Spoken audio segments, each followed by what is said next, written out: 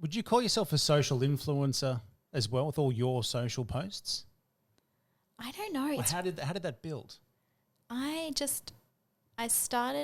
don't know when I started my page. I actually was really late to the party because my mom's a hippie. Late to the party. I was very late to the party. I was like, I didn't even have Facebook or do anything until I think like 2015. So I'd never done any of it.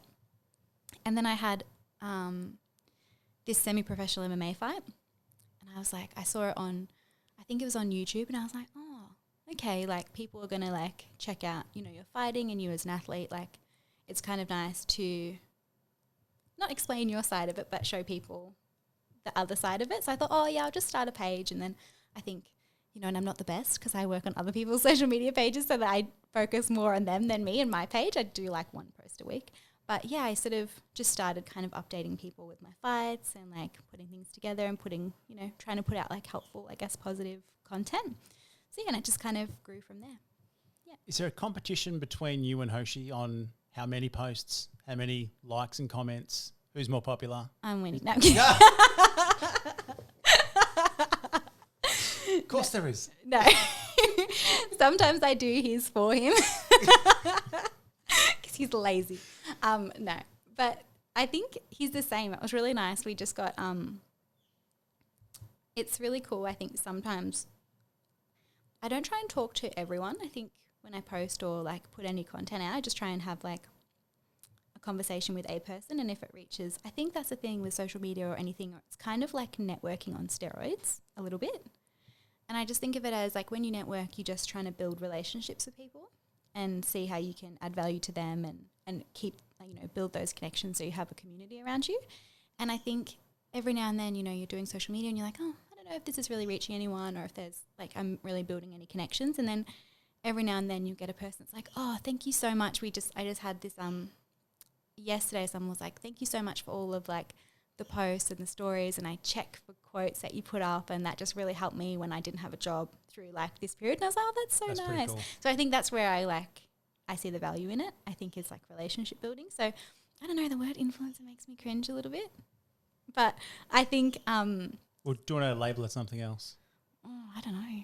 I just think of it as like social friend. Yeah, social friend. A good social friend. As opposed to an anti-social friend. But yeah, like you post really nice, like positive stuff on your page as well. And I think if you have one, and even that's, you know, we were just talking about this before we jumped on the podcast, like when you do a podcast and it's like music, you know, when you're going through a breakup and you listen to this song and it really just gets you, you're like, oh, that's the exact words to explain how I was feeling. And when we have the right way to explain how we're feeling, we feel so connected with each other. So I think that's where like podcasts or sharing things on your page is really nice. Sometimes you find the quote or you find the words and it just helps you feel that connection with other people. So yeah, that's what I focus on the most. Do you get many negative comments, feedback on social media at all? No, not really. Or you're not checking? No, I've never had many. I've only ever had like one or two little comments, and then I just, you know, all right, good luck. Wish you well. You're blocked. I'm like a mum. I'm like, you only get one chance. So yeah, and then you're gone. Yeah, absolutely. That's good news. Yeah. So no, I haven't. I've only sort of ever had like, yeah, really nice feedback or people, you know, me. And I've done some like really cool work that I've got through Instagram and met really fun people that way. So yeah, my experience of it has been really good. Yeah, really positive. I've only ever had like, one or two, I think, little negative comments, and it's always by a person with no profile. Have you noticed that? Any negativity is always by like a profile that has no face, or it's like a private. I don't post enough to. I just noticed as well. I think and I never want to say anything back to that person that's mean, because I think, what if they're like, you know, I do definitely believe that hurt people hurt other people. You know, normal, healthy, well-adjusted human beings don't go around trying to tear people down. So yeah, I'm kind of gentle. I just delete, you know, move on. But yeah, because I think that if you're going to really troll people's pages, and I think, you know, you have kids, I have a son, I definitely worry in high school and with cyberbullying about all of that kind of stuff. So I think my way of thinking about that is like, if someone is going to hurt you and they want to like say nasty things to you online and they're not even going to speak to your face or give you a phone call, it says a lot about who they are. and that it's just best to disengage from that. So that's what I try and do. And our kids have it much worse. Whereas back in the day, geez. Yeah, back in the day. I'm old. So back in the day, we would finish school, go home, and any bullying we may have had disappeared until the next day. Yeah. We could get away from it. Have a break. And the kids now don't have that chance at all. Yep. So talking about being worried about kids just having that constant negative feedback. Yep. Have you got any thoughts on not having your son go on social media at all, or restricting, at least teaching them how to look for the signs and don't worry about those types of people who are out there? Yeah. Not have online friends and just post stuff and just keep it complete to yourself as a photo album? Well, he's 9, so we're not there yet.